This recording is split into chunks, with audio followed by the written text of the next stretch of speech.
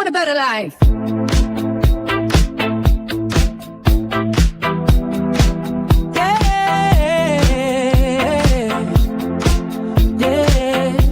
Let's make it real. This is a better life. From scars to stars, from pain to bulletproof. Teresa, better life.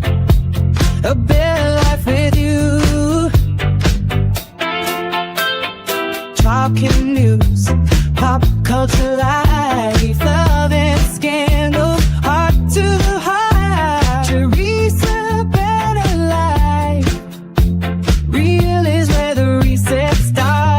No playing small, we rise, we fall, we laugh, we do it all. A better life is one brave call. Teresa, better life. Let's build a better life. Let's build a better life. A better life. Teresa, better life.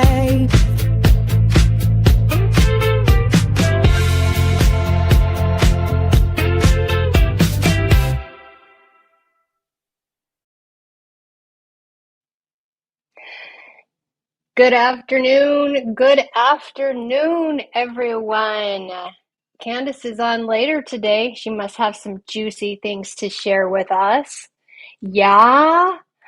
Hello, Cisco. Hello, Jeff. Hello, everyone. I'm going to get a wireless headset here so I can hear and not have wires attached to me. That's so annoying. But hello, and Cisco, I did hear about that dust up in old El Paso. Apparently they thought it, well, they were claiming that it could have been, or they thought it was a military thing, drone, whatever, but it was some sort of air balloon. I was just going, oh, that's a different report. I have something pulled up I was going to share with you, but yes, I saw that. And apparently they're sending a boat over, and we could possibly do something with Iran, although they've been crying about that, or I don't want to say crying about it, sounding the alarms that could happen for a while. It's always something that Bibi wants. He's always claiming that there's nukes and they have nukes. We never find the nukes. And anyways, it's just a reason to attack. Cisco said, I drove through El Paso once. It's a nice town.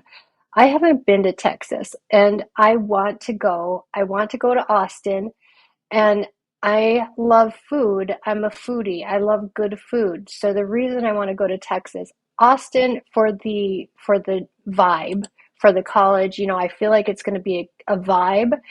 But mostly I just want good Mexican food. Please give me good Mexican food. Wisconsin, I love you, Wisconsin. You're my home.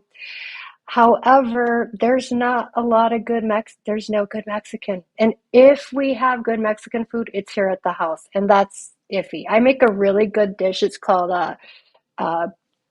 chicken crema. And if you say it in Spanish, it would be crema de pollo or pollo crema. I know I told you guys I was bragging about all the Spanish I know, which is not anything, just cuss words. I'm joking. I'm being sarcastic there, facetious. Let's see. Did you see what Candace said about Bibi's visit today on X? I didn't see that. Hi, Retro Plank. Hello. Good to see you here. I'm sweating in this sweatshirt. It is a sweatshirt. It's really warm in our house. We have a fire going. So I could use a tank top, I think. It's 76. No, I didn't see that. I have been watching the hearing or the oversight committee with Pam Pondi all day. That ended just 2 hours ago, maybe hour and a half to 2 hours ago.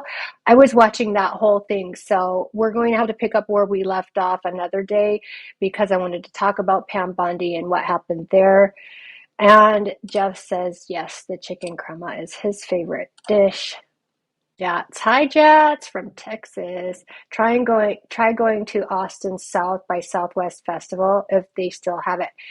I have seen some internet stuff about the South by Southwest. In fact, don't they do, I think I remember it because of the Blake Lively thing. I don't know. I've heard of that. I only have heard of the name, so I don't know, but I want to go. I want to go. I want to go. I want to go. Maybe Jats, you could host us. Cisco. My favorite is chicken and yellow rice and peas. Yum. And I'm hungry. I had a really small lunch. Howdy from Texas again. So I watched the hearing, all of it, or the oversight committee. They're asking Pam Bondi some questions, and of course, Pam Bondi's nasty. Call me El Guapo. It's just Guapo. Okay. El Guapo, or just Guapo it is. So, anyways, if you're here for the first time, please hit like, subscribe, thumbs up, hit the notification bell so you get notified, and hit the heart next to the chat so they know that we're here. The algorithm knows. Whew, I am sweating, guys. We need some AC up in here. But, okay, Pam Bondi is something else, okay? I have not seen her in a hearing yet. This is my first time watching her be a quote witness because she's not a very good witness. She didn't answer questions. She fought. She came out to fight. She's like, she's nasty. So, she was quite ugly. In fact, somebody, I can't remember which one it was, of the chairpersons there called her Jekyll and Hyde. And that's literally what I would call it because I'm sitting there watching her. She's super nice and demure and submissive to the Democrats and like super, like just soft.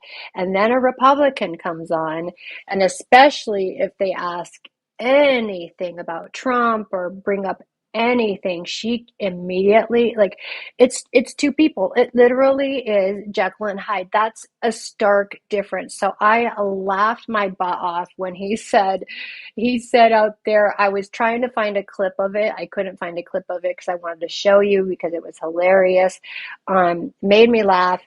Anyway, so the other thing is, so one of the first times they mention Epstein, she starts fumbling and like trying to look for the numbers of how good the Dow, how, the Dow is doing.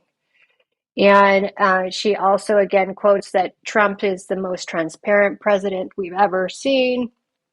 He is, as long as it doesn't question him, as long as it doesn't critique him. Other than that, he's not very transparent. I mean, he's transparent about who he is. There's no mistake about who Donald Trump is. We all know it. We all see it. Some of us like it. I'm not us. I don't. I don't like it. Don't trust him. Some people like it. Some people don't. But he's there's no question about who he is. Let's see. Let me look at a comment. I'm going to flip over here to comments real quick and see. Cisco, Bondi says questions should be about our great economy. Yeah. Oh, and she quoted, the statistics of crime and murder and everything except she says we should only be talking about economics. Actually, she said that's what we should be talking about. That's the important thing. Okay, no, no, no, no, no, no, no. I think people's lives are the important thing. Abuse, fraud, breaking the law, that's the important things. And that's what we should be talking about. Okay. And oh, they asked about enrichment, if Trump should be enriched in his position. She said, of course not. Well, so then they talk about the lawsuits because Trump has this lawsuit, and if he wins the lawsuit, then he gets, I can't remember how much money. If you all know, if you know that number, let me know here in the chat. Loretta, I've watched, hi Loretta. I've watched some Bondi clips. Her responses are deplorable. For real, for real. They are. They are sick and wrong. Um, Let's see. And did I see in here? Yeah, I said hi to Retro Plank. Okay. I think I did. If not, hello. So, anyway, she's pretty gross. I had posted some things on my Instagram, a couple a couple of reels I put on my Instagram.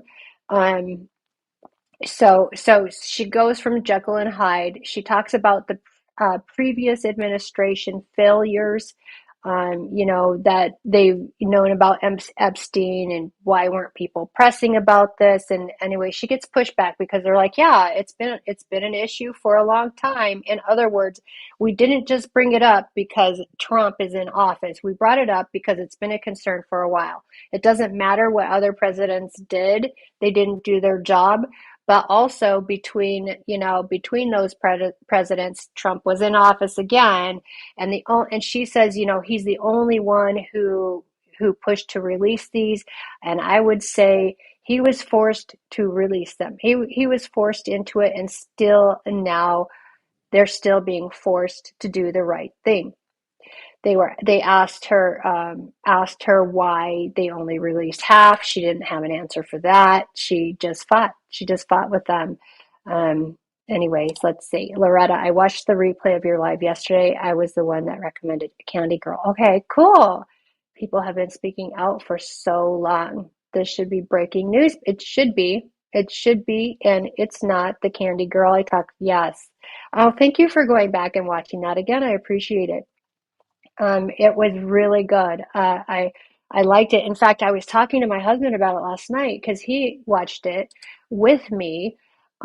He was sick, so he was sort of napping in and out. But he said when he went to bed that night that he was really disturbed. He had a hard time going to sleep. He was thinking about that that documentary, and he was so disturbed by it because of the depravity, the evil behind it. And he doesn't get disturbed by much. He's pretty chill. He's pretty even kill. He doesn't, not a lot shakes him, which is a good antidote to me because I'm pretty like, yeah, um, I'm pretty feisty. Anyway, I wanted to share this update of Aaron Parnas because there's something in the Epstein files, and I did go through and read the Ashleigh Banfield things. There's not a lot there.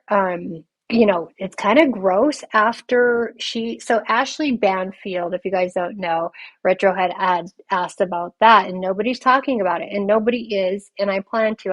I'm just not sure in how I'm going to do it because I'm also looking into who Ashleigh Banfield is because that brought up a whole list of other questions. But she was a newly single mother. She was dumped. Anyways, according to what was written, that was it Leslie Groff or Peggy Siegel? I can't remember which of the ones. They were asking Jeffrey Epstein if he was single, and Ashleigh Banfield wanted to know. And so Epstein's like, well, why does she want to know? And she said, well, she's newly single. She was just dumped. She's desperate, whatever. I don't care how desperate I am, y'all. Desperate, divorced, with children, with 10 children.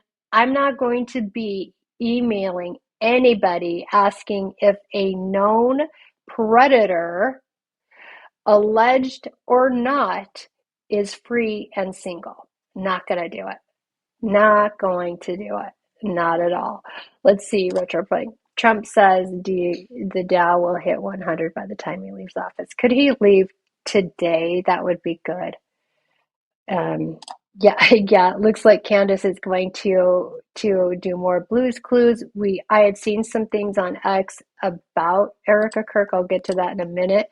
Loretta, I watched oh, got that already. Sorry, guys. And good afternoon. Hi, JK. Welcome in. Glad you're here. Yeah, Loretta, you can't unhear. You can't. It's a big reason to believe her. That's what I was telling my husband. He's like, "Do you believe it?" And I'm like, "It's so hard to believe such evil exists. To see to see that, you're like, how is that even possible?"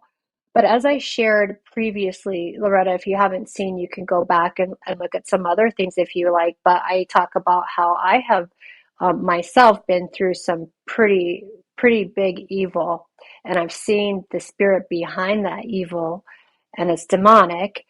Literally, have seen that. Like I explain it, but to the point of being strangled myself, to the point of passing out and losing consciousness. I thought I was going to die.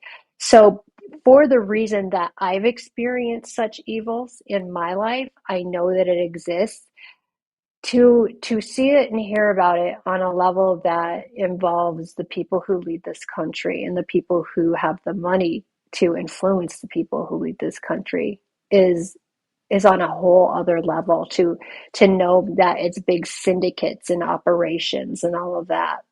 Um, so let's see. Cisco, serial killers in jail often get love letters. I know. Is that crazy? Who are the brothers? Isn't one of the Menendez brothers, one of the Menendez brothers? I know there's a lot of controversy of whether, they should have been, convicted or whatever because they withstood abuse, and I do believe they did. But that's wild to me. That's really crazy. Let's see. So Pam Bondi, she's a Jekyll Hyde. She really is, and I wonder which one is the most like her because she put on those two different faces really quickly. It was really interesting, you guys, to watch because of that. So she mentioned the failures of the previous administration. I wanted to give you an update. I know I've told you I've talked to I've been in communication with Lisa Noel. She's the reporter who broke the Sasha Riley story. Well, she did some reporting of his testimony of being a victim of a person of several people, but of being trafficked. And one of those people was Donald Trump, that was involved in that allegedly. Anyway, so we were trying to set dates to have some time with her that week. She could come on the show and talk about that. She's been unresponsive here for the past week and a half, and I'm wondering if something's going on. I know she was helping other victims get to safe places. She helped Sasha Riley. There are other people who have come forward, so I don't know what's going on with that. But she's been helping them, and it was scheduled for her to release the second part of the Sasha Riley tapes at the end of January, and she hasn't done that yet. So I'm thinking something's going on behind the scenes that she can't really share right now. So there's the update with that. Let's see. Okay, so Erika Kirk on X. There's pictures going viral of Erika Kirk. Oh shoot, I didn't tell you this part. Maybe I'll get to it because I think we're running out of time. Okay, so we have a little bit. So we'll just talk about this. Okay, so Erika Kirk, remember this interview where it was one of the first few that she did. I don't know, it's hard to keep track. She's been on so many TV shows now. But anyway, she went on and she talked about Charlie's List and blah blah blah. So somebody had posted and noticed that the wedding picture was gone. So as you can see, Charlie had it in his office, proudly displayed.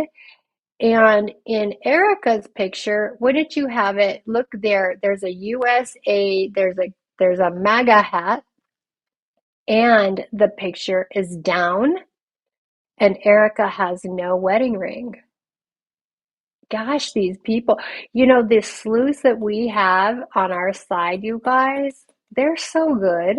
They are so good. So look, yeah, look at that.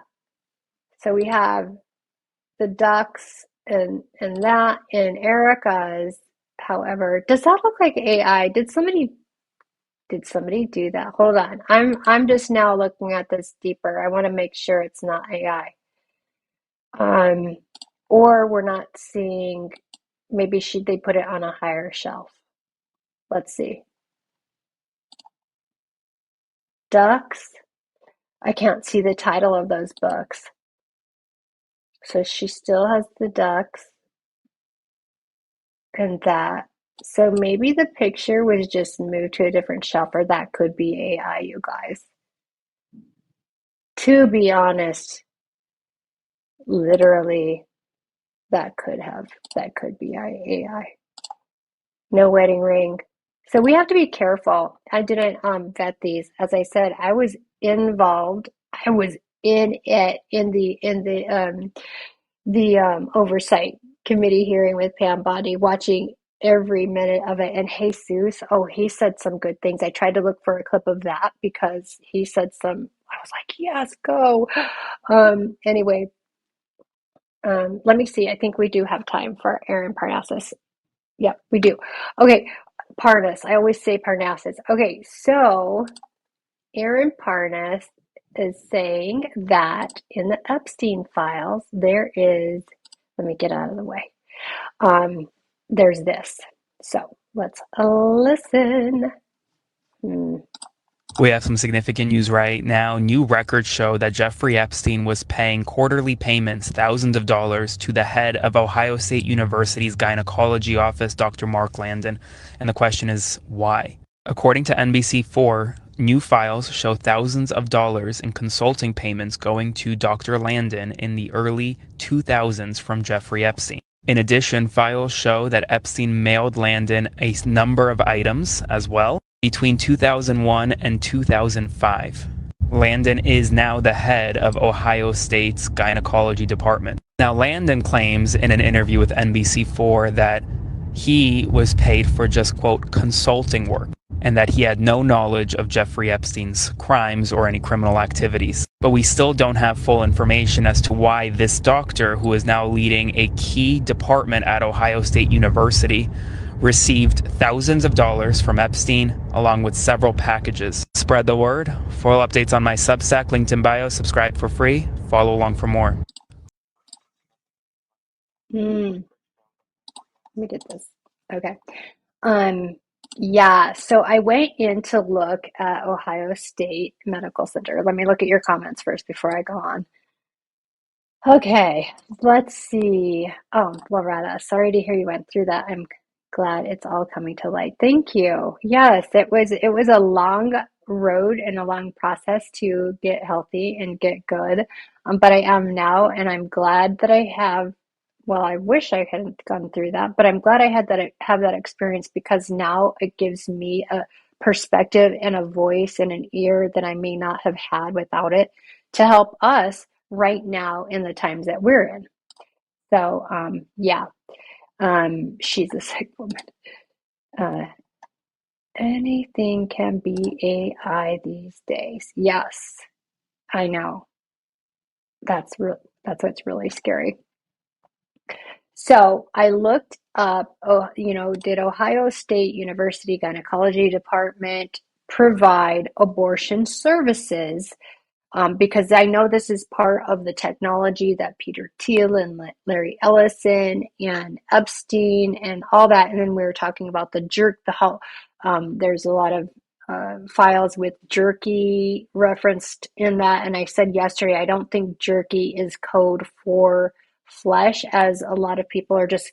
So here, this is bothering me. So Epstein is guilty of a lot of things. Okay, but I think some of the, because of that, like, people are going into it, just like running with it, and then making claims that things are things when they're not. So he went through this jerky thing. So while there's probably not much he didn't touch that isn't corrupt and vile and disgusting, I think it was jerky. But maybe so I think it was Ian Carroll yesterday was saying something similar to what I was saying. As he went through this really high protein diet, he was like intensely obsessed with the jerky, and perhaps the jerky was being made out of some unethical things, because you know how they use that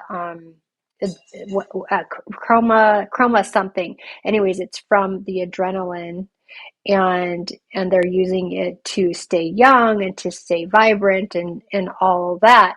So perhaps they were using stem cells and some illegal things to make this jerky. So what if they were experimenting with different things to make this jerky, which is why they were kind of sharing it and all of that? Yes, yes, adrenochrome. I think that's the name of it exactly. Um, so I think perhaps he was doing that, and it made me wonder if this doctor, well, they had referenced in the Epstein files somebody asking Epstein, I think it was his brother, they were saying, hey, who was that doctor who you sent your victims to, the gynecologist who you sent your victims to? Perhaps this is the man. Also, I was interested in this whole the angle of if they were using like stem cells and getting, doing some illegal stuff. Whatever Epstein touched, it's got to be perverted, and everyone else along with him.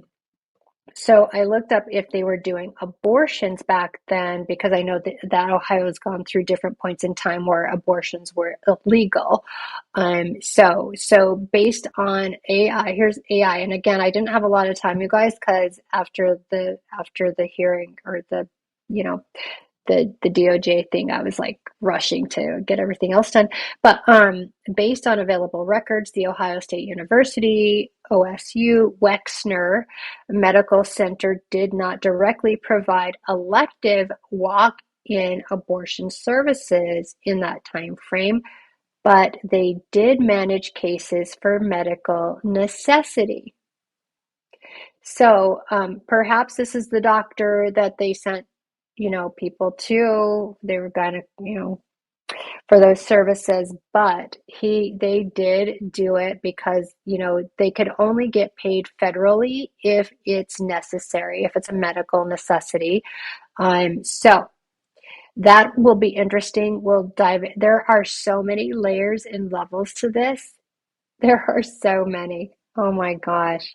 Okay, let's see. What's Loretta say? You mentioned the idea of Erika being a victim of these people, and if there should be some sympathy. I'm glad you said that. Yes, I do have sympathy, but still should be held accountable. Yes. Yeah, that's what I'm saying is we can maybe see the possibility, and if that's a possibility that somebody's brainwashed from childhood, then that would make them a victim. But so that's really hard. So if somebody's brainwashed from the time they're a child, right, that this is what you're bred for, this is what you're here for, and not in her case, not in Erika's case so much, but I'm thinking of yeah, Ivanka Trump. So she's bred, if she is brought into this and bred for this, and then she's kept in a bubble. She's kept in this little rich bubble, right? You're just in this life doing these things. This is what you see. Somebody manages your Instagram, somebody manages your social media, and all of the information you receive. Somebody's managing that, and you only see what we want you to see. That paints it in a different light, right? I'm just saying. I'm just like, that's a thought. If it's that deep entrenched in mind control and brainwashing, that's the only way it makes sense to me, is somebody being involved in that. So I remember Trump being in an interview and saying he would get with his own daughter. Like, he's like, if if it wasn't his father, if he wasn't her father, which was weird and disgusting and so weird. I kind of, nobody who even would say that, and that he says it just like that. No wonder they wanted him for president. He'll do anything. Let's see, Cisco. I'm glad I never got abducted into the gay program. Yeah. Were you a smarty pants, Cisco? Retro, it's really hard to have sympathy for her. She's just she's at this point, yes, she's doing too much. Yo, she is doing so much. And at this point, at a certain point, even when somebody has their eyes open, they have to make a choice, and if they want it or not. And I fully believe she does. She does. Okay. Quenby Wilcox says Cornelia Guest, 1980s Deb of the Decade, explains how the whole thing works in her bestseller book, The Debutante's Guide to Life. This is nothing new. That's interesting. I've never heard of that. I'm going to take a picture. Okay, because I was telling you guys the other day that I realized when I go back to look at my lives, I can't see your comments. So before yesterday, if you had suggested something for me to look at, I can't go back and see it. And I didn't know that. So I have to get really good at taking notes of the things you guys say, or I have to take a snapshot, which is really fast. So Cornelia was in my class at Foxcroft School with all the other robber baron heiresses. Being groomed for all of this is not an excuse. Yeah, not an excuse. Where are you from? Quimby. Robber baron heiress. So I don't know what that is. Why is that funny? I don't know why that's funny. Sorry if I'm not like, cultured. Oh, okay. So I want to make sure that I have this over here. I'm going to share the right tab with you guys. Okay.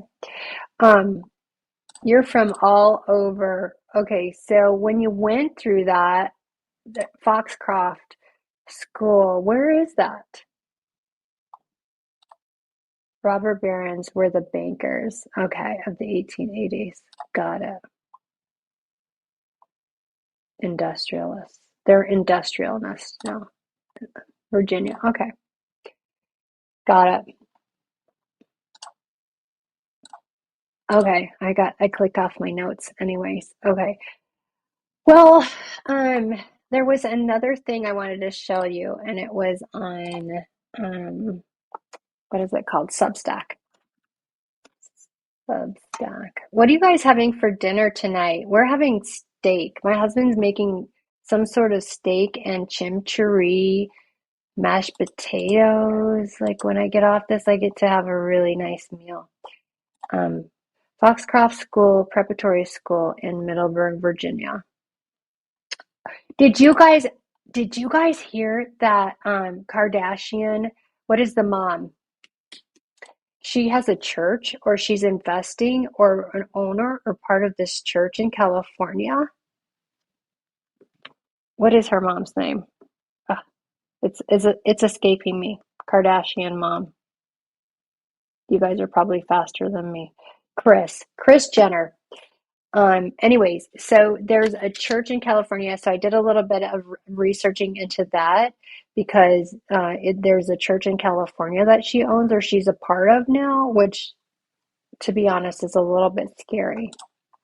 Cisco, I got chicken and rice and veggies and potatoes cooking. Yum, yum, yum, yum, yum, yum. I'm so hungry. I've got food on the brain. Chicken, rice, and veggies. You can never go wrong with that. Yes, thank you, Retro. Kris Jenner. So she is a part of this church. Let me see if I still have it saved. Christ Community Church in California. And there's, I guess, a question. Somebody had a question about the pastor, Brad Johnson.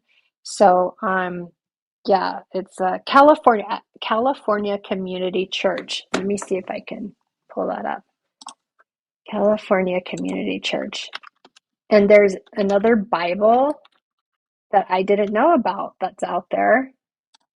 Let's see. I'm going to share this with you. And to stage. So, allegedly, Kris Jenner is an owner or part of this church in some way. And let's see what we believe. Let's go to our staff. Okay, so apparently there could be question about this guy. So I have some digging to do about that. You guys, my ADD is not conducive to sticking with. Oh, I have all these things that I'm interested in, and then as soon as like I have like notes and I have to keep myself organized because there are so many in today's crazy world, there's so many different directions you can go. But anyways, because this is all connected, Charlie Kirk, Erika Kirk, Arizona, Donald Trump, Epstein, the pedophile rings, it's all connected. So they're and we're just now seeing it. And so there's so much digging in so many directions that we have to go to look at and connect all the dots, which I have no doubt we're going to do. And the picture will become clear. Oh, look, Loretta says, oh, look, another pastor in skinny jeans. I'm Catholic, by the way. He looks like a happy guy. He does. He does look happy. I don't know what you mean by happy, but maybe gay. He sounds a little gay, and I don't know if that's what you mean by happy, but he also looks happy. So we've got him, we've got Barbara Stanley, she's in finance, and Bob Lopez, who knows who Bob is. Donna Buse, Karen Johnson, Kelly Pennell, they all look innocent and good and nice. But anyway, there's a whole other Bible I didn't realize. So they've taken out all the chapters and verses of this Bible. And what is it called? Let me see if I can find it. The name of this Bible. Life groups, women ministry. It looks fine. Okay, so they were claiming that it costs $1,000 to be a member of this church. Now, I don't think that's true. They wouldn't do that.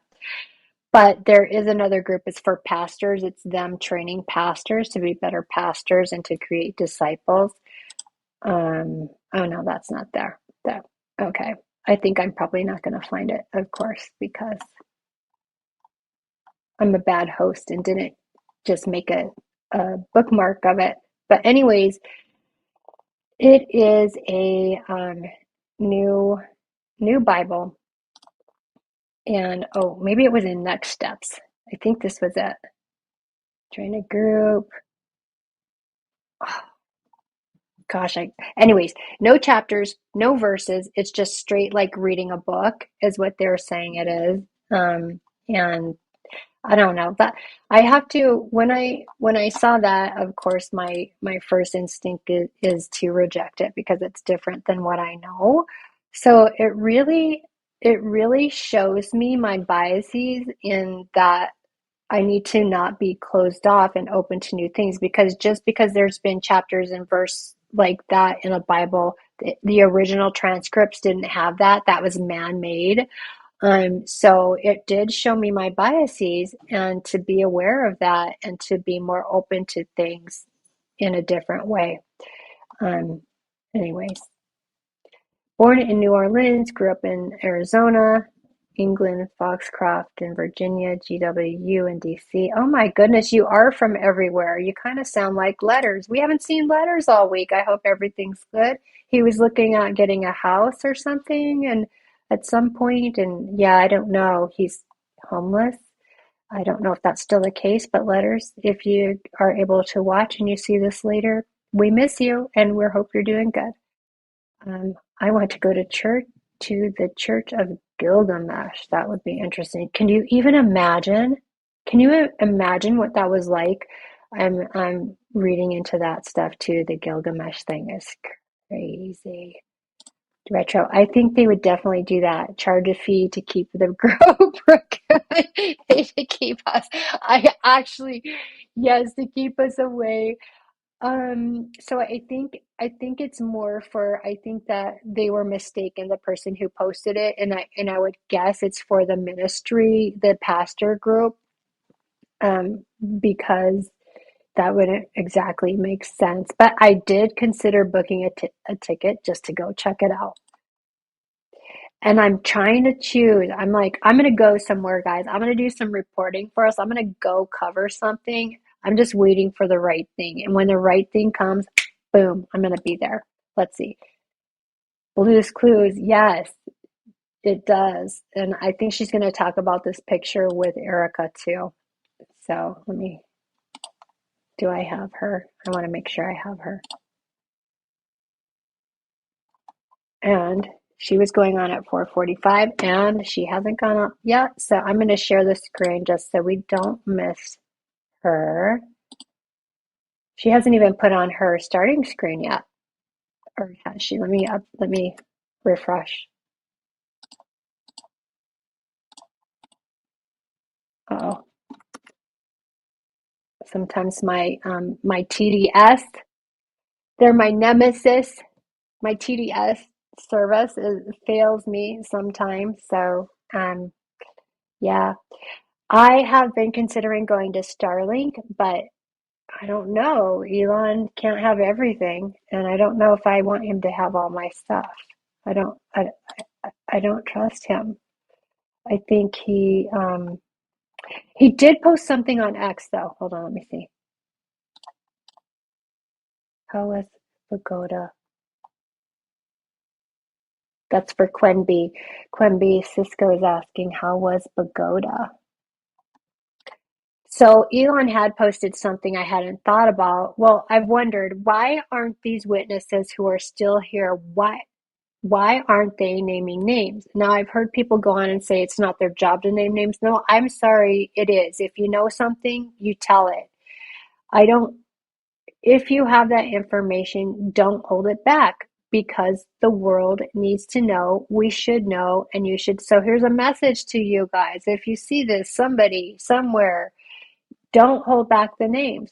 Well, okay, but Elon is saying perhaps these people who were trafficked also brought in other people to be trafficked. What if they recruited people and they're scared to speak out because now their crimes are going to be, will come out.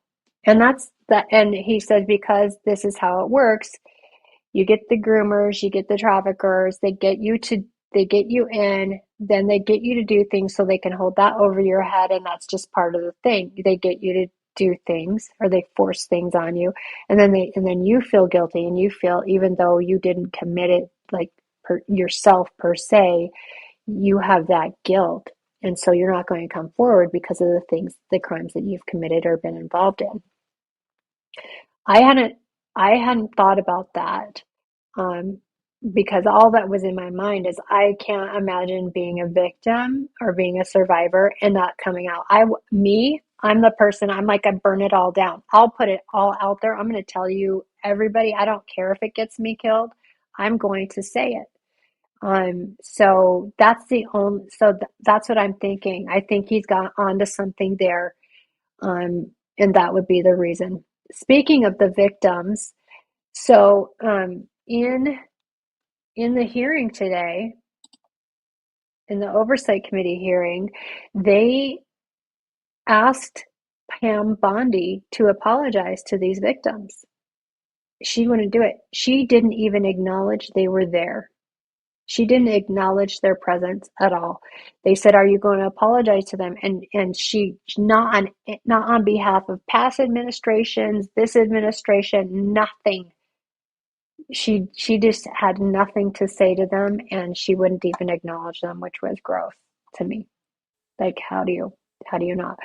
Okay, I'm going to make myself smaller here because she's got her starting screen on now. There we go, guys. In Bogota in 1999, I told the a-hole at Amer embassy, good to get rid of drug production, but what about getting rid of drug consumption in the US and EU? Hmm. So that was really disappointing, because I thought at the very least, I don't know, could you bring out the nice personality for us, Pam Bondi, and apologize to the victims and the survivors? Let's go. All right, Jets. Jets always brings the let's go for us. Let's go. So hopefully it stays quiet here. We have our two sons and daughter-in-laws, and my daughter and my husband. They're getting dinner prepped and ready. And so I told them I have be quiet, I'm recording on both of my doors here in my studio. So hopefully everybody's quiet enough and the dogs get really excited when they come over. They get the dogs are like kids. And so when the boys come over and the wives are with them or the girlfriend, they get hyped. They love it. They're just like little kids when the fun uncles come. And then the dogs think they can jump on the furniture without permission. They have to ask us to jump on the furniture in the way of they have to sit and beg and wait for us to invite them up because if they have dirty feet, we need to make sure they're clean and all that. I have white furniture. That was stupid. That was a stupid move, Teresa. But anyway, so they do know that they're supposed to wait to be invited up onto the furniture, but when the boys are here, it's free reign. They're like, we get up on the couch, we don't even have to ask. Oh, okay. We have seen these hearings before.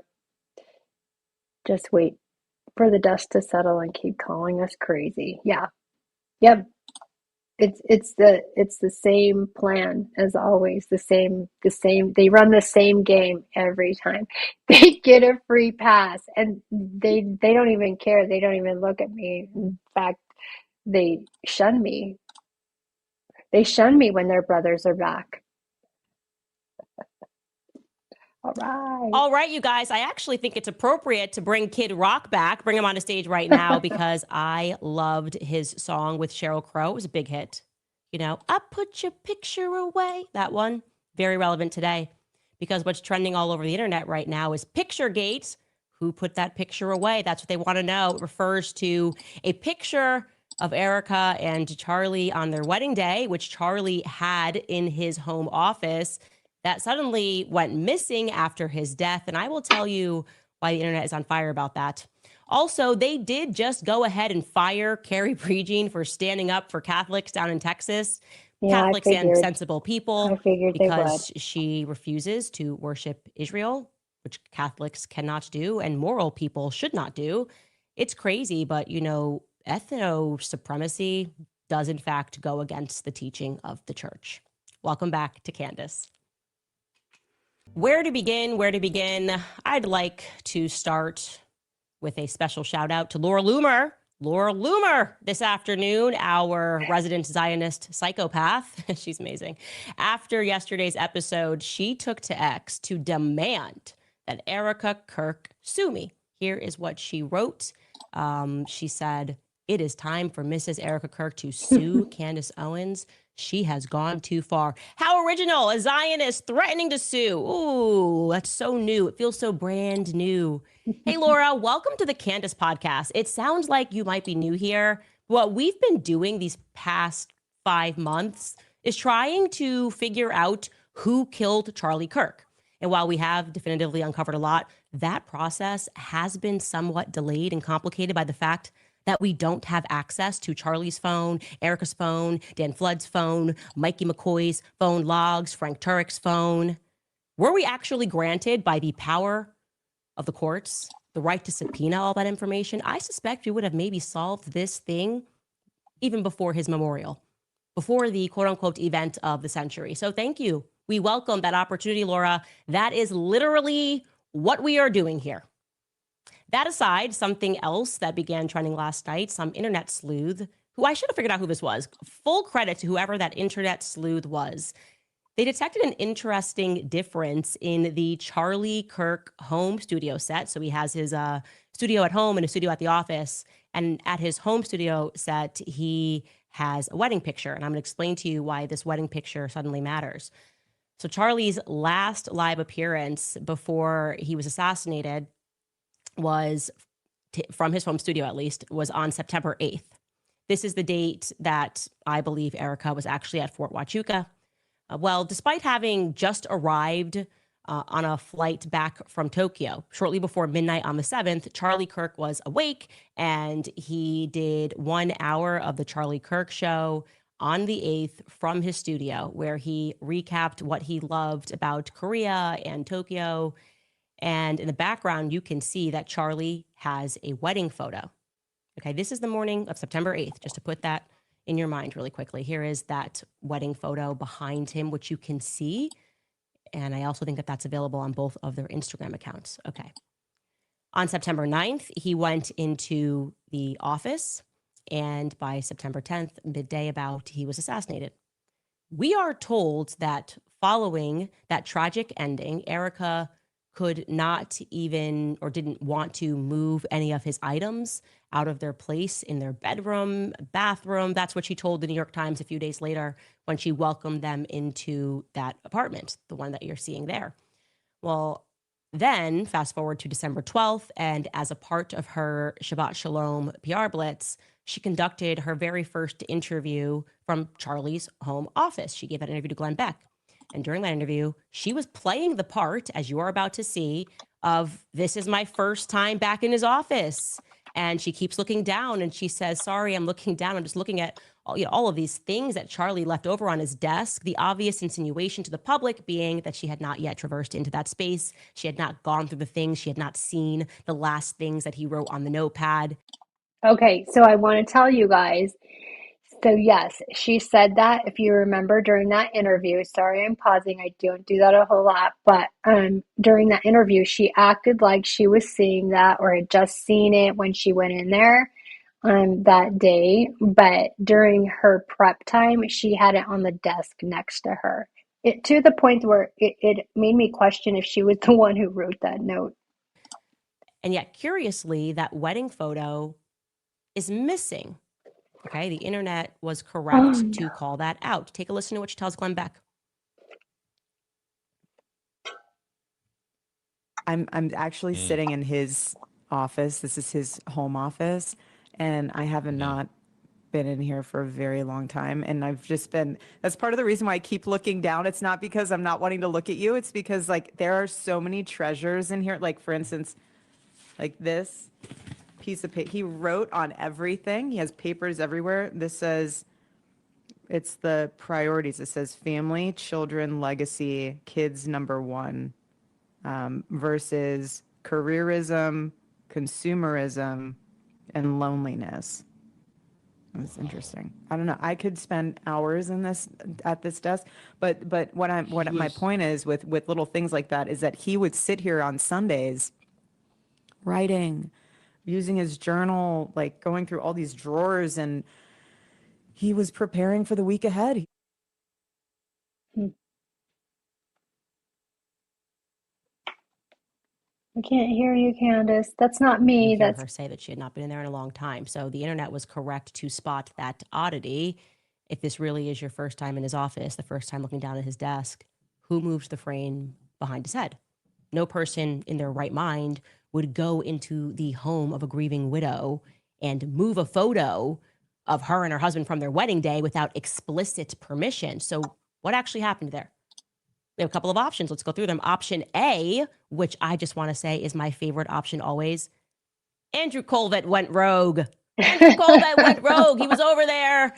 And next thing you knew, he was fumbling and bumbling in the office. And he was like, and this wedding picture is coming with me for no reason. I might even tweet about it. He just can't help himself, Andrew Colvett. He's out of control.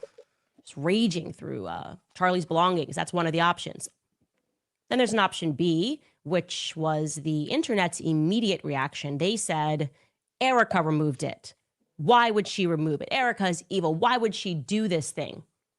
But I would like to push back on that notion. I do not accept that option at all.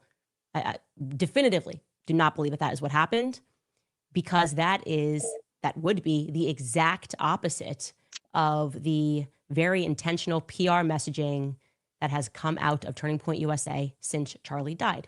At every waking moment, even when Charlie was lying in his casket, they were ever intentional. They wanted the public to recognize that Erika was Charlie's husband. Erika's husband was gone. It's Erika and Charlie. Erika, she even intentionally used phrases like my Charlie in her initial speech, which was written in large part by Blake Neff, by the way, I'm told.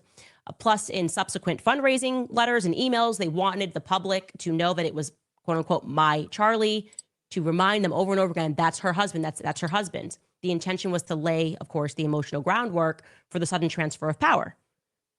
The idea being, she's actually half of Charlie, so nobody should question anything. Charlie thought she was great, and you should think she's great. Nobody should be thinking or asking a question whether or not she's qualified to be the CEO and chairman.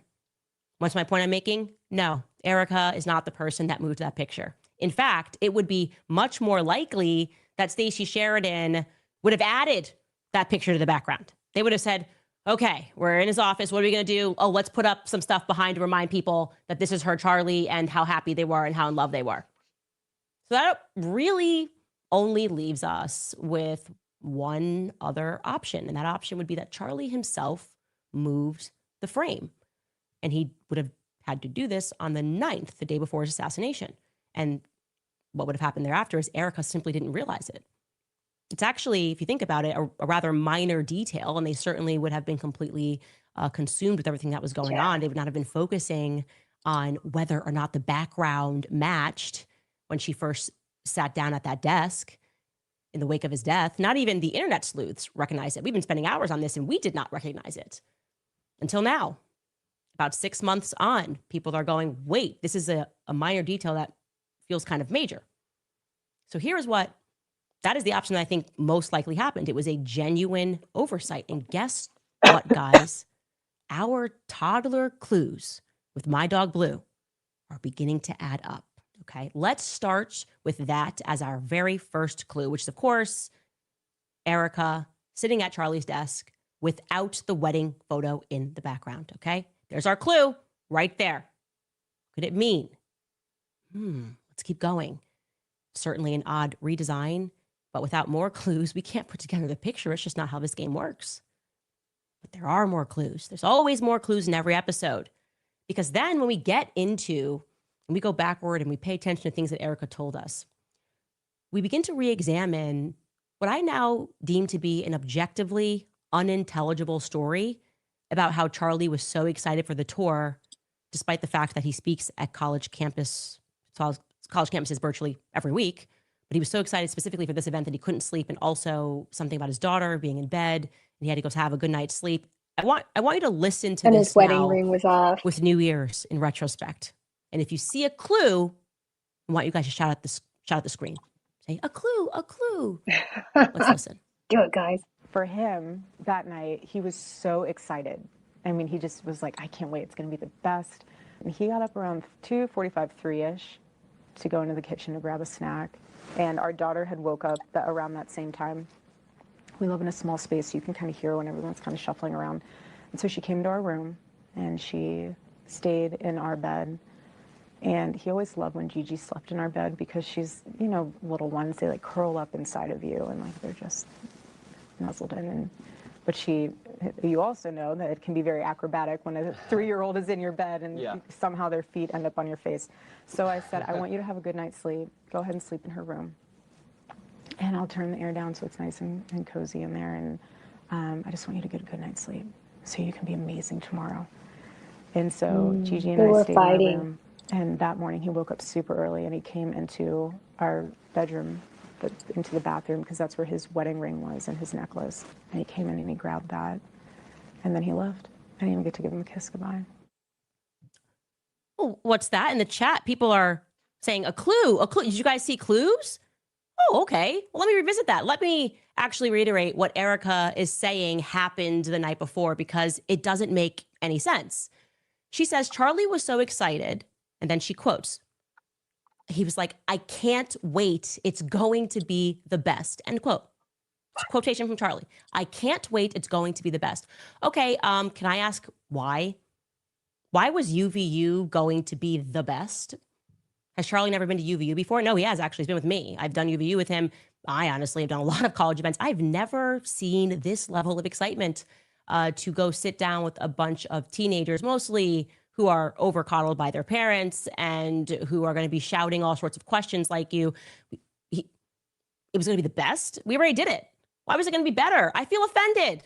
I thought we had a good experience up at UVU. Certainly wouldn't have described it as the best and wouldn't be on the brink of my seat looking to go back, itching to go back to UVU. So that's weird. I just would like to ask why. She then says that Charlie woke up for a snack at 2:45 in the morning. And apparently he was so loud, the apartment's small, and maybe it was his excitement. He's like, yeah, UVU, yeah, I'm so excited. Who knows? Okay, we're not clear on that. But the implication is that's what woke up her 3-year-old daughter at 2:45 in the morning. That's not when toddlers at the age of 3 wake up, okay? These are sleep-trained toddlers, okay? Gigi wakes up at 2:45, 3-year-old kid who should be in the REM stage of sleep. Toddlers knock out. Maybe Gigi is a light sleeper. It's also just curious that they're all awake. It's 2:45 a.m. in the morning. I don't know what's going on. But the resolution, she's clear on. The resolution to this sort of pre-dawn fracas is that Gigi is going to sleep in Charlie's bed, and because she wanted him to be amazing and rested.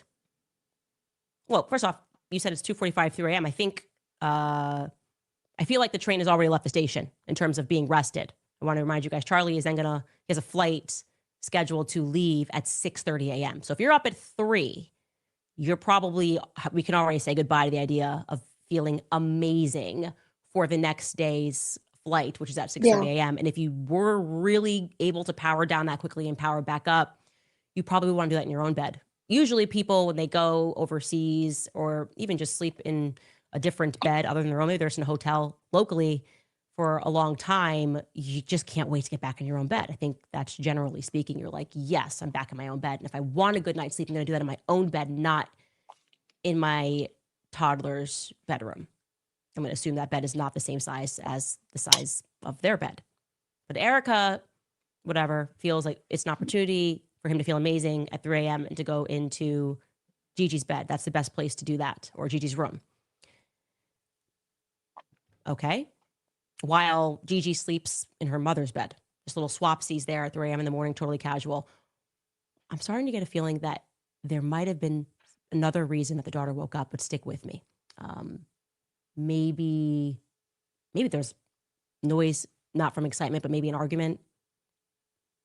Maybe there was an argument. That would make more sense to me, especially when we add in how she concludes that portion by telling us that Charlie took off his wedding ring during that same night, which is why he, of course, then had to put it back on the next morning. And Erika says that he snuck in the next morning to put that wedding band on. I immediately clocked that. Even when that interview was live, I said, that's weird, just because I know Charlie, but I couldn't explain that to the audience. I know Charlie. Charlie's the kind of person who could sleep with his boots on. Like this little ring. I don't know virtually any men. Truly, I don't know any. But obviously, I'm assuming there are. Maybe you've got a funky little band and maybe your hand's swollen with summer. I don't know, that like meticulously take that little band off. Charlie doesn't strike me as the type of person who would do that. I said that seems a little off.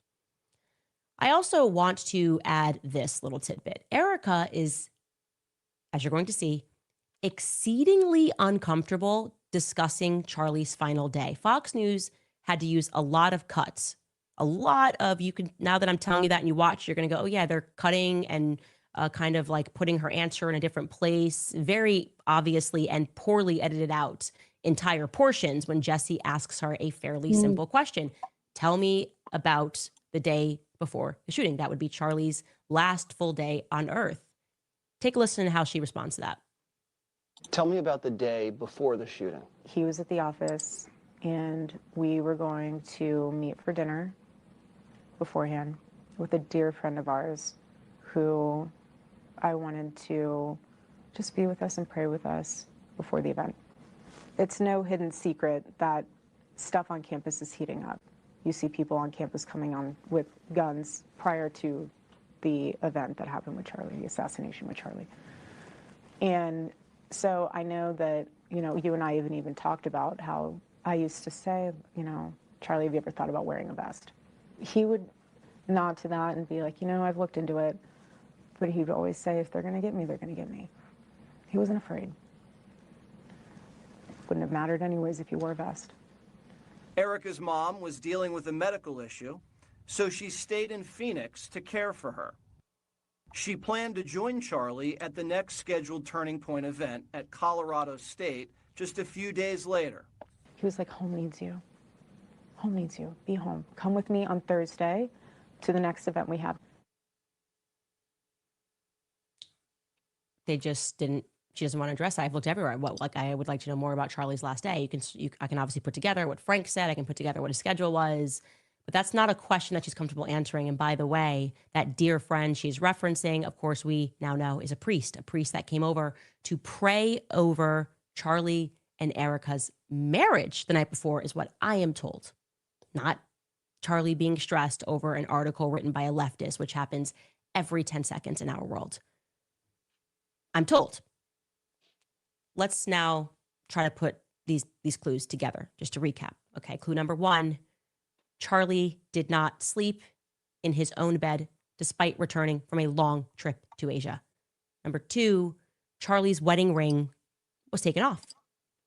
Number 3, Charlie removed, I think I'm saying this, I'll say allegedly, I think it was Charlie who removed his wedding photo from his home set. I think that's where he went into his office for a bit. Number 4, a priest came over to pray the night before. Again, when I take out my handy dandy notebook and I put a picture together using basic logic and not trying to look at all of these different directions and all of these possibilities, I know there's that one kid in the back of the class and you say, well, what do these clues tell you? And he raises his hand and he says, it tells me that Tyler Robinson shot Charlie. He acted alone on top of a rooftop.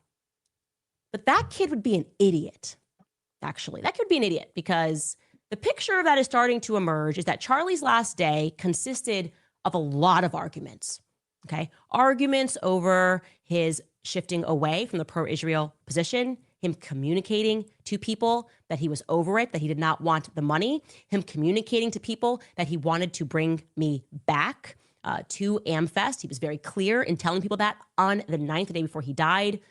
And when I look at the fact that Charlie or Erika's unable to account for what happened the night before, and she's kind of cagey in answering, and she's giving us more about how Gigi sleeps and moves in bed than she is about what Charlie was doing, other than getting a snack, I feel, and I could be wrong, that there was a knock 'em dead argument that happened. That's what makes logical sense to me about what I don't know. That's what makes sense. Because they have not been honest in their portrayal about what the relationship was. And I will leave it at that. This like idea of this amazing godly relationship that is not accurate, and it would not have been relevant if Erika had kept it honest throughout this entire process. But she's not. She's getting caught in a lot of lies. And when I go back and I revisit the way she tells the lies, I feel very strange about it. I feel weird watching these clips back. And I want you to see that. Lastly, I want to bring the Glenn Beck interview back up because hindsight, like I said, is 2020. And I want you to pay attention to how she lies. Now that we know this is a lie, it's crazy to watch how performative she is in trying to deliver the lie so that it's believable to the masses. Remember, Charlie messaged multiple people saying that he thought they were going to kill him the night before. I feel like it wasn't just a snack that he wanted. I think there was some anxiety. He discovered something and things weren't good. I don't think it was a peaceful night's sleep the night before. Well, Erika, at this moment when she is about giving this interview to Glenn Beck, remember, this was the PR blitz, she's shutting that rumor down before she realizes that I know more information. Watch how she sells this lie. Take a listen. I know the tour. That was the first stop of the tour. Dear. And I know you two had met with your priest the night before. And do you think Charlie knew to some degree and had made the conscious choice that I may be taken out early, not saying he knew that day, but that he had any inkling that this might come his way and that he intentionally chose to move forward with faith in God? It's interesting because I have unbelievable amounts of death threats. My kids have kidnapping threats, death threats. Our whole team has death threats. We knew that there was always going to be a threat, but Charlie and I we promised each other we would never live in fear. And he would say, if they're going to get me, they're going to get me. But he was not messaging people the day before saying, I'm going to be murdered. They're coming after me. Someone's going to kill me. He didn't say that. And I have his cell phone. And I have his cell phone. Didn't say that. Did you see? And so what I do know is that we believed in the power of prayer. Did you see how snotty and snarky that is? And I have his cell phone. And what I do know is that we believe in our sovereign God. And what I do know is that that night before, we did what we usually did before tours. We said our prayer and we asked the Lord to protect us. And we asked the Lord that his will be done. That's what we did. All I'm saying is it hits different in retrospect. She's selling that. I have his phone. He never said it. It was chill. Everyone was chilling. Me, the priest, Charlie wasn't going Catholic, but we just like the chill priest. Everyone was chilling. It was great. And I have his phone. So, haters, wrong. That's acting. That is acting. Yep. And then we're told, oh, it's because he had messaging app. Not true. Dan Flood messaged it on iMessage. So who deleted it? If it wasn't Erika, maybe she really is being taken by a ride by everyone around her. But that the messaging has been that that's not possible. Remember? That's not simply not possible. There's no way that any CEO could be surrounded by snakes. But if she is being taken by a ride, she would by now be very aware of that. So I don't really excuse that. Did somebody else delete the messages? Did Cash Patel come in, delete the messages? Maybe. I don't know. I think it's very strange that she was even allowed to have the phone back so quickly or at all. I don't think they ever even seized the phone, if I remember correctly. But I would sure be interested in finding out what's in that telephone. So your move, Laura Loomer and Zionists. We are going to be right back after throwing into some of our sponsors. All right, you guys, you may have seen the conversations happening online lately. Censorship. Oh, okay. Yeah, let's see. Yeah, did I already put that up? Yeah, she answered that. So, and I have a cell phone. I clocked her from day one, guys, just so you know. And probably you guys did too. I think the only reason Candace did it is because of her love for Charlie. And she was in that and probably wanted to believe and hope for the best because that's his wife. I can't figure out, Retroplank says, I can't figure out how all these people are buying her story. Yes, they can't be that blind and willing to pretend. But, a lot of people are willing to pretend when it serves them. Cisco says Charlie's cell phone should be an evidence for the court trial. Yeah. I hadn't considered the fact that possibly Cash Patel and that gang would have deleted it, but I don't think so because Erika went back and said, oh, yeah, I saw the messages, like it was somewhere else. So that's not the case. Cash Patel didn't do that, as a matter of fact. So I wondered this too, Hope said. I know, it's so odd. It's so odd, and when you want to believe a certain way. But I can't believe that TPUSA is so powerful that other people's money is tied up in them. When we think about these big conspiracies, there's money tied up in it. There's all, politics tied up. Although politics is tightly intertwined with this, so much. But yeah, they were fighting. And maybe people are right. You guys know, did you, hear about all the people have been saying for a while now that they were getting a divorce, that they were on shaky ground and that Charlie was going to file for divorce. So I wonder how much truth is in that, if they were right on. Party is over. It got infiltrated by a bunch of losers. But why must we be forced to watch it bleed out slowly? This feels like it's just a humiliation ritual at this point. Even the way that Bibi Netanyahu shows up, I don't know if you saw yesterday, like a motorcade, bigger and longer and more secure than President Trump's when he travels. I feel like he just does that because you got to imagine being Bibi Netanyahu, right? He can do whatever he wants and nobody will check him. Like he goes around telling presidents what they're going to do, how many people have to die, who he's going to assassinate, and people just take it. And so it must be so boring for him. And in order for him to feel any pleasure, he must only derive it from other people's pain. You know what I mean? There's something sadistic about the entire thing. Watching what he's doing to Trump pulling out his chair, giving him this huge motorcade to come in, helicopter above. Nobody comes in like this. That's how Bibi Netanyahu comes in. And Trump, if you would think that he could be like, okay, I'm going to defend speech in America. That's it. This is the last relic of what MAGA is. And he's doing the exact opposite. And so President Donald Trump has this White House Religious Liberty Commission. And of course, they were doing a hearing on anti-Semitism because that's what's happening. That's the only thing that could be happening. It's not like, murder, the mass murder of hundreds of thousands of children that people are upset about. It's just because the Jews are doing it, if you believe them. And Carrie Prejean Bowler stood up and she said, "This is unacceptable. This hearing is unacceptable." And I'm not okay with any of this. And what is the actual definition of anti-Semitism? Because it just seems like it's everything these days. And in case you need to rewind, you should go back and watch. She made a lot of amazing remarks, but here is effectively what she said. I think on behalf of all of us regarding why everything seems to be anti-Semitism, even when it so clearly is not. And really what is happening is we're being forced to support the state of Israel's demonic goals. Take a listen. So, just to be clear, is anti-Zionism anti-Semitism? Yes. It is under IHRA? Rabbi, sure. You're up next. You're not sure? Definition, so what is the definition? I would love to speak to that. Undoubtedly, anti-Zionism is anti-Semitism, and undoubtedly,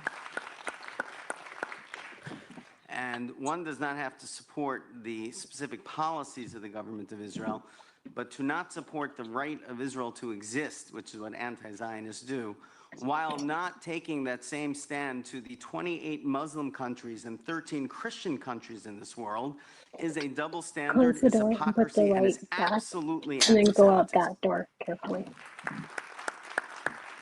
I think it's also important that we not make Islamophobic remarks while we're here today. I would appreciate that.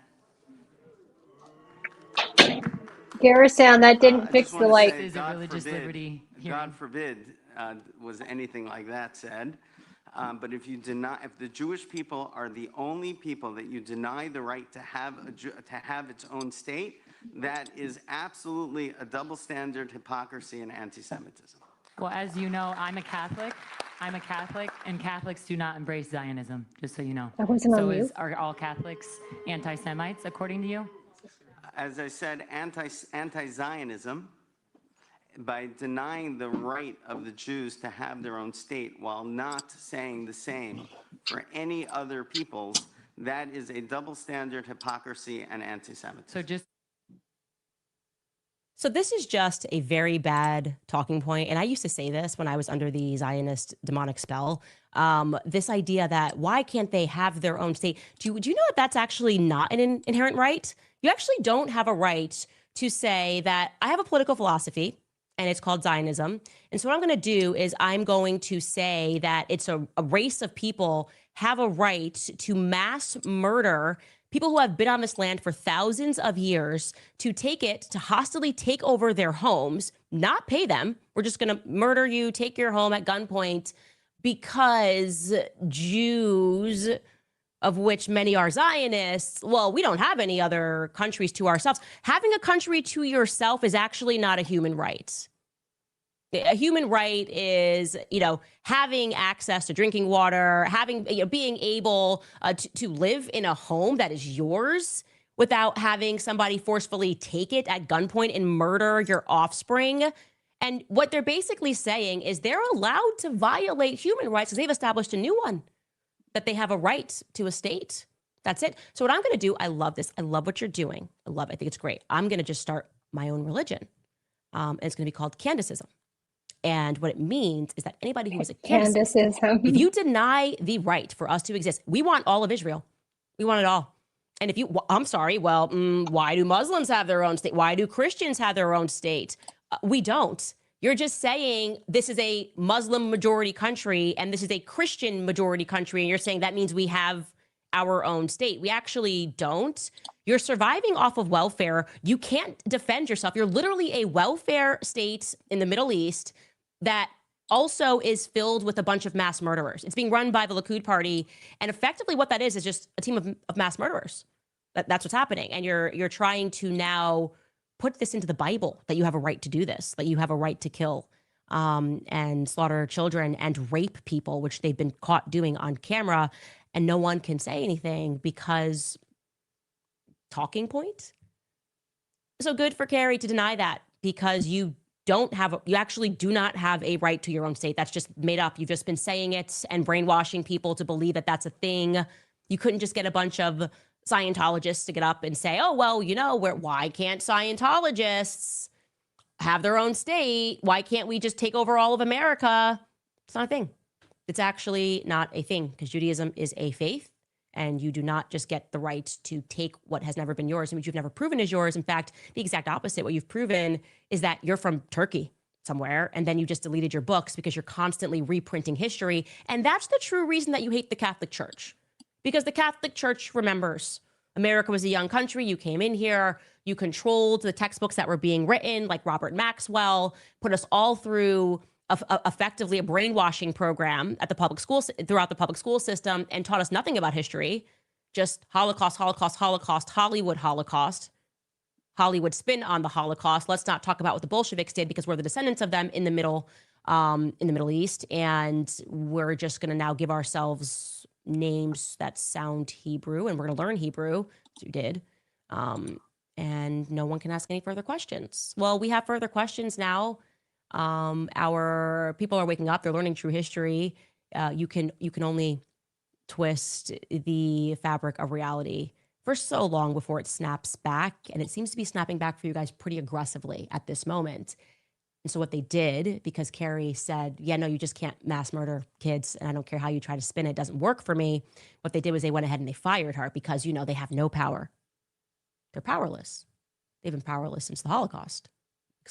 But then say Christ is king or say, no, I don't worship Israel. And you're going to find out real quick how much power they have as they try to smear you, impact how much money you can make, and get you kicked out for being principled and having actually, biblical morals fashioned by the Bible. Thou shalt not kill, which I think true Jews would be like, yeah, that's right. So, yeah, I think it's a good thing that Carrie got fired. A Star is Born. Carrie Prejean Butler got fired, and it was announced on X after Zionists demanded she be removed. The opposite thing will now happen. She'll be bigger than ever, and people will abandon principles of you need to worship Israel, leave those churches, which in large part were like the Calvary Chapel Church started by the CIA, and find true faith. Here is how Dan Patrick announced it on X, by the way. Carrie Prejean Butler has been removed from President Trump's Religious Liberty Commission. Like, nobody actually cares. It's not 2015. It isn't cool to be MAGA, because that's what it is. Make Israel great again. MAGA's dead. MAGA is in office. We get it. He continues, no member of the commission has the right to hijack a hearing for their own personal and political agenda on any issue. This is clearly without question what happened on Monday in our hearing on anti-Semitism in America. This was my decision. I know you're taking a ton of money from Zionists. Can you just own that, Dan? Do something decent, Dan. Own the fact that you, like everybody else, is just outright purchased. You're outright purchased by Israel. The commission has done outstanding work through 5 hearings. 2 more are scheduled. The testimony has been both illuminating and heartbreaking. Under the Biden administration, Americans of all faiths had their religious liberty not only stolen from them, but were often punished for standing up for their faith in education, the military, the private sector, and even the ministry. And so in conclusion, what we're going to do is we're going to punish Carrie Prejean Butler for her faith, for being a Catholic and Orthodox. Beware, okay? Beware. Because as we find our footing in America for the very first time, and people learn true history and understand what actually happened and learn what the Bolsheviks did, when people learn what was done to the Romanov family, learn that these people have a bloodlust like you wouldn't believe, and recognize what I said yesterday, those chickens will come home to roost. You stand by evil, you better not be shocked when it comes back to hunt you. And sadly, I wish that Charlie Kirk had listened to me, because I warned him. And he did. He started pivoting, I would say a year. We started a year before he passed. We started talking about the Catholic faith, the issues with Zionism. I have many text messages to that effect. By then, I think it was too late. You can't go halfway with evil. No. There's no halfway with Satan. Satan's an orphan. He is selfish. And he will always come to collect. And that's what I would like to say about that. I also want to give you guys a quick update, because this was hilarious to me. I got in a few people reached out to me that were a part of the Super Bowl halftime show with Turning Point USA. which I told you is embarrassing for Republicans because now we're just pretending like we have an audience. We're pretending that we are well liked. The party is doing the right. It's falling apart. Obviously, the Republican Party is very clearly falling apart, and they're not acknowledging that reality. And the Super Bowl example was exactly that. Fake it till you make it. We'll pay influencers. We have money. We are now running Hillary Clinton's campaign, and we're too big to fail. Well, that's how you end up with people crying on the ground when Hillary Clinton lost, because they just weren't paying attention to how people all across America felt, the populist movement that was rising. This is happening right now in the Republican Party. So it's now flipped. Zionists have taken over. They're telling them they're too big to fill. They're filling their ears, throwing money at them. And the reality is people aren't with it anymore. But the audacity to just keep up that performance, it's like Hillary Clinton. I've got Jay-Z and I've got Beyonce. The audacity to claim that the Super Bowl, the alternative Super Bowl, was a success. It should upset you. It's such a lie. It's just such an objective lie, and it's not necessary. It's okay to fail, and you pivot. Well, here's the reality of how this happens. The person said, first and foremost, this was filmed, which we have already told you, and they've said 2 weeks ago, or weeks leading up to it, in Fayetteville, Georgia. There were actually only 180 people in the audience, and they used camera tricks to make it look like it was really filled.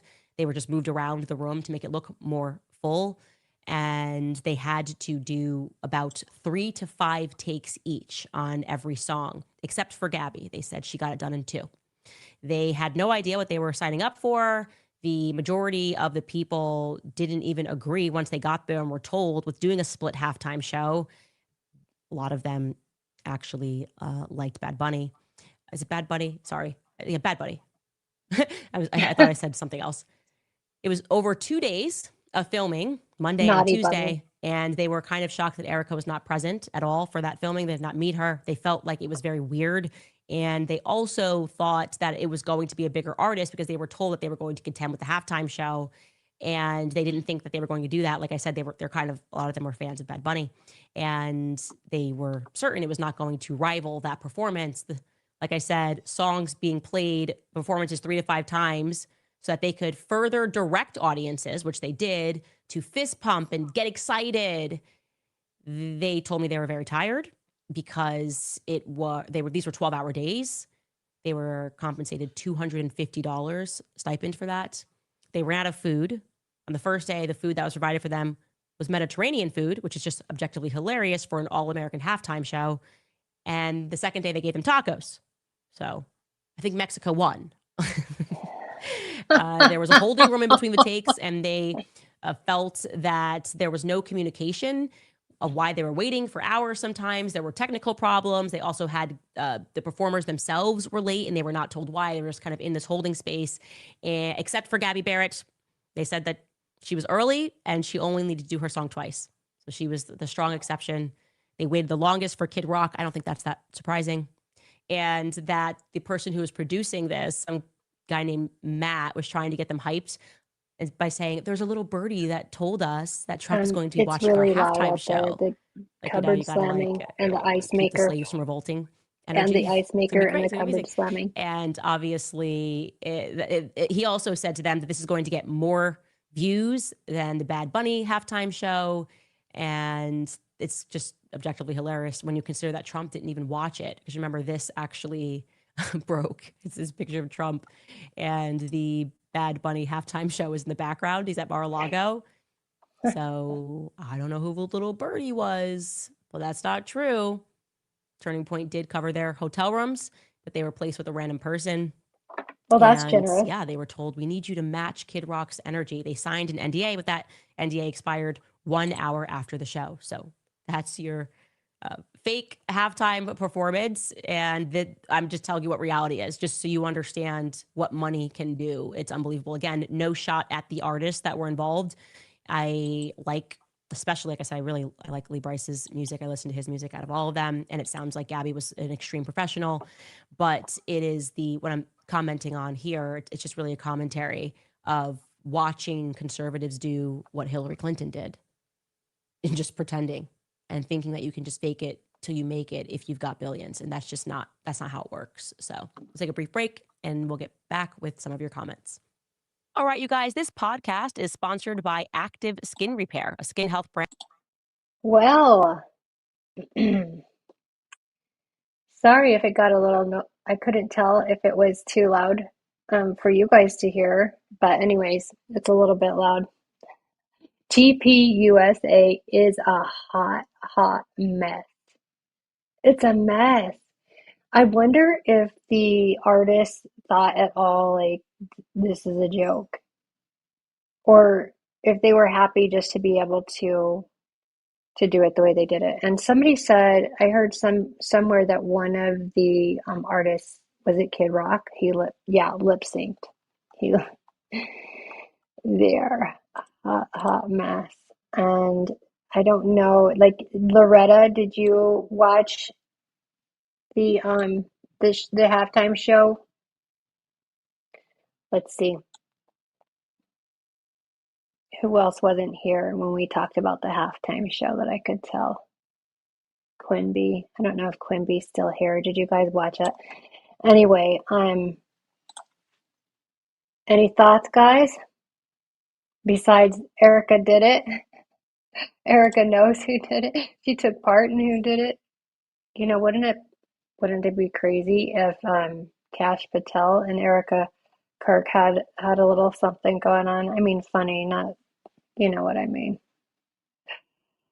Crazy and, funny crazy. You don't watch sports? Yeah, we kind of loosely watched it. Quimby says that they don't watch. No, I'm in New Zealand. No Super Bowl here. Oh, that's right. You're in New Zealand. I forgot about that. Anyways, it was pretty good, but I have a feeling that TPUSA is a joke, and I think the only reason that they're going the way they're going is because of the politics.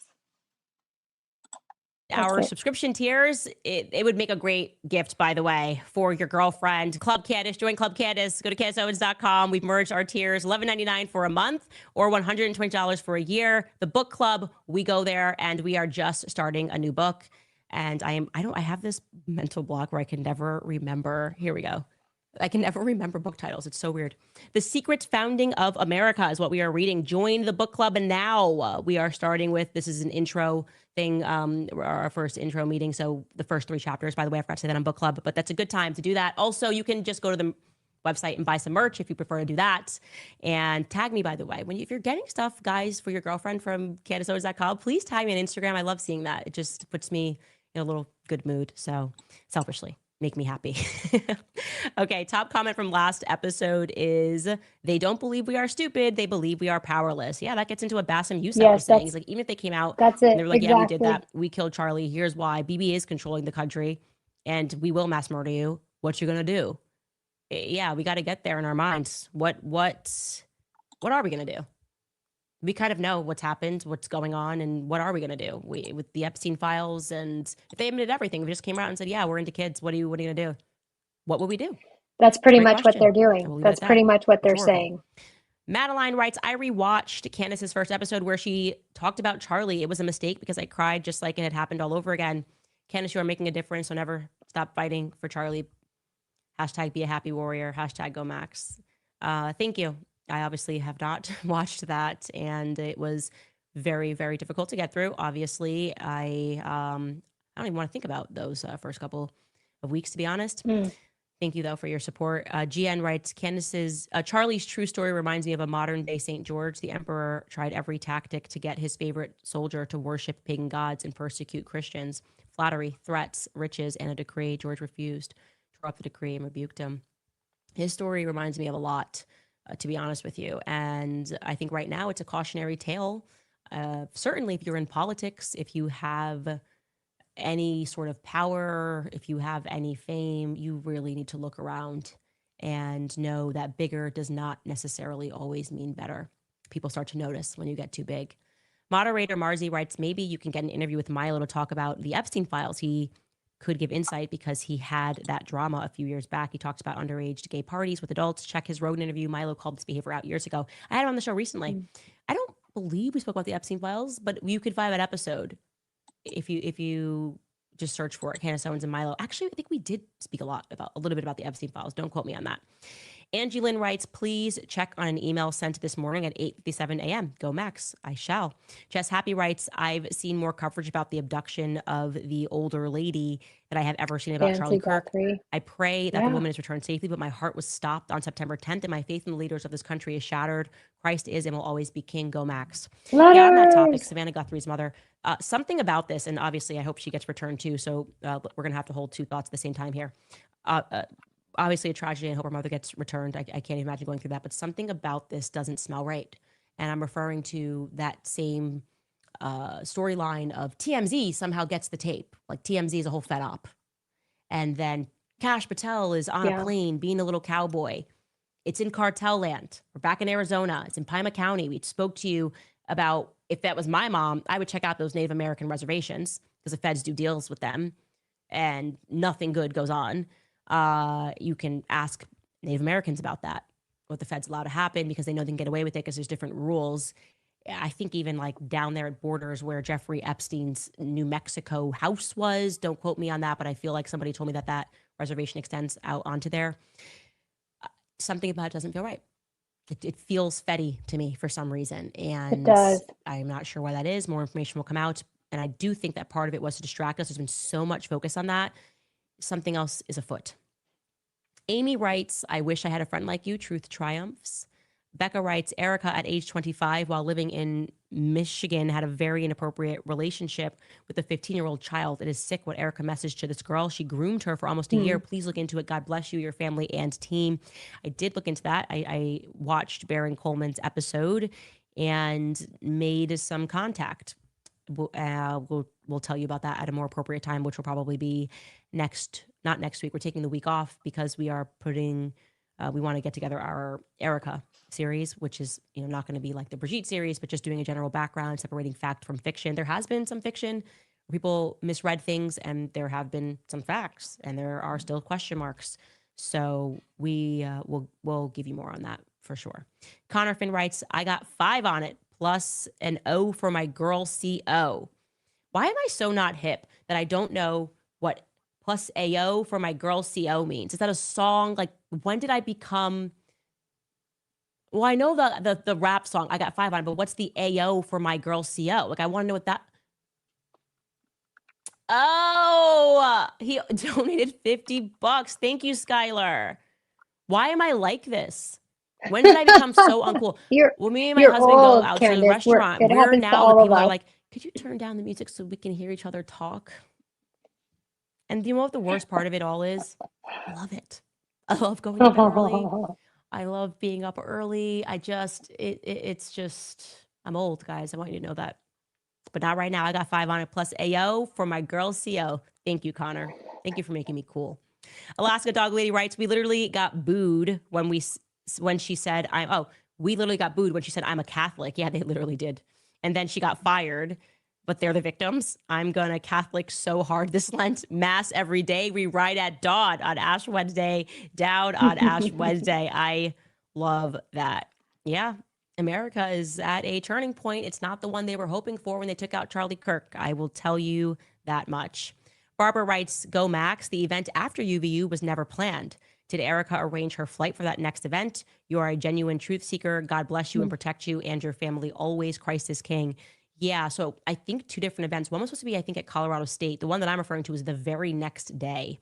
And it was in the state of Colorado and at the Charis Bible College. And they did not have any arrangements for security. Another glaring, obvious hole in the story. And I don't think we're ever going to hear why that was, because everyone's just sort of trying to get the world to move on and stick this on a Tyler Robinson.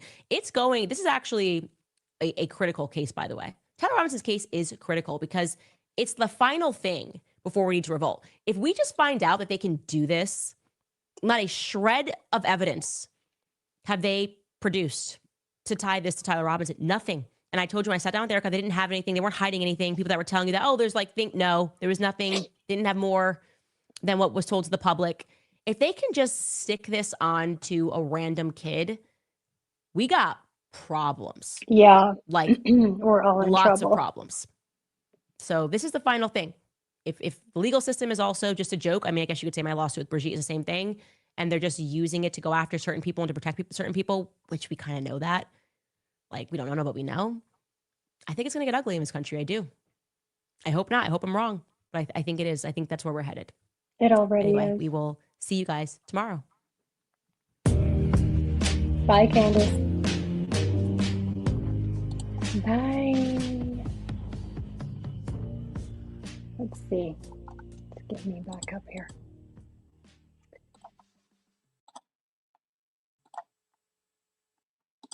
Okay. Wow. Well, she was talking about last night, and thinking back to when this first happened in September. It's so funny because I was moving videos. I had them saved on a separate hard drive, so I was moving them and thinking back to those first weeks. Oh, and I got choked up last night doing that, just thinking about it, just moving the videos to my hard drive. Hi, Letters, and I was saying it. We have missed you all week. Let's see.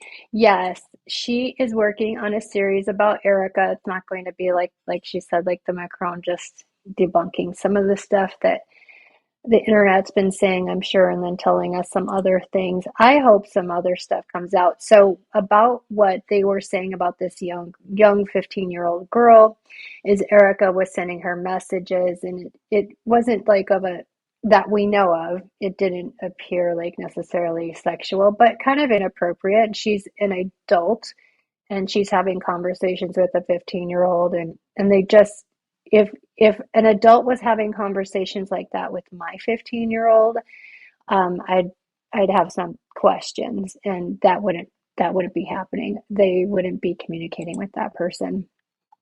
Let's see. I think that was covered in an episode closer to the time of Kirk, but I don't remember. Let's see. Loretta.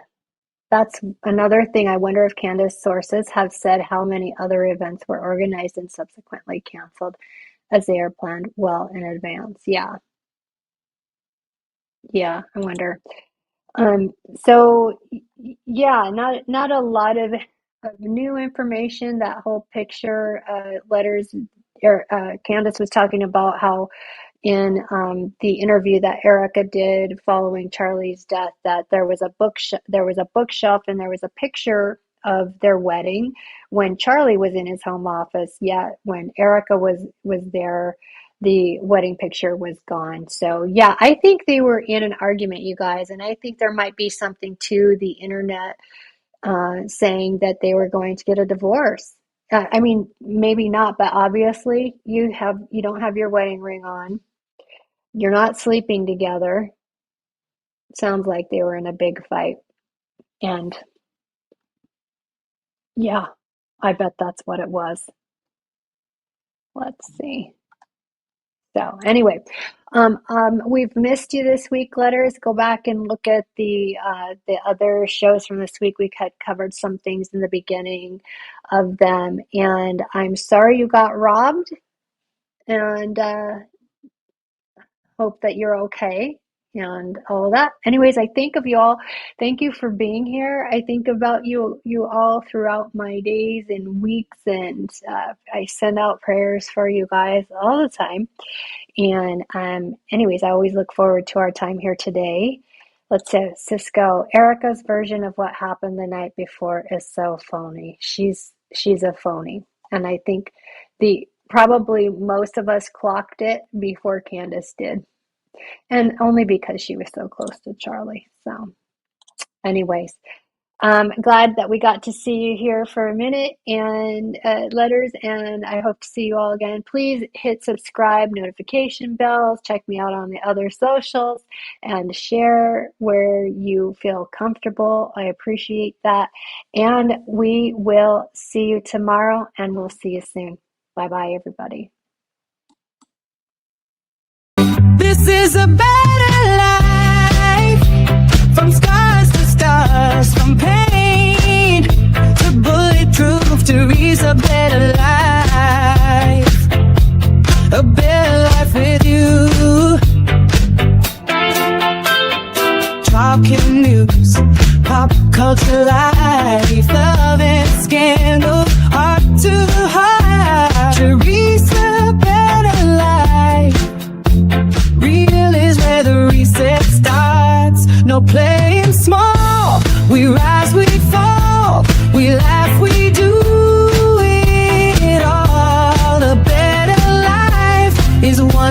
called Teresa Better Life. Let's build a better life. Let's build a better life. A better life. Teresa Better Life.